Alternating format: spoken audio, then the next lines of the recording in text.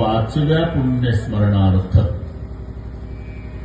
घडवून आलेला हा 16-7 दिवसाचा श्रीमद भागवत कथा पूजनीय राम महाराज यांच्या मुखातून सगळ्या श्रोते मंडळींनी श्रवण केली.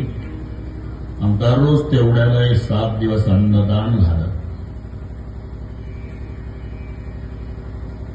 त्यांचे 4ही बंधू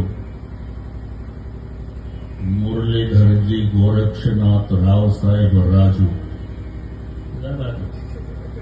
दोन्ही मुलं चंद्रकांत आणि कृष्णा त्यांच्या मातोश्री रखमाबाई या सर्व गोलार परिवाराच्या वतीनं जे योगेश महाराज सातपुते यांच्या माध्यमातून मला गोल्हार परिवाराने दिलेलं निमंत्रण आणि म्हणून तुम्हा सर्वांच्या दर्शनाचा झालेला लाभ या संबंधाने उपस्थित दोन्ही मृदंगाचार्य महाराज दोघांनाही मनोभावे वंदन करतो.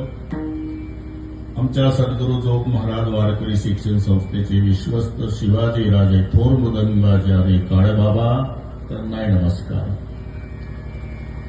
सर्व गायनाचार्य महाराज टाळकरी महाराज इकडचे गायनाचार्य टाळकरी हे सगळे साधक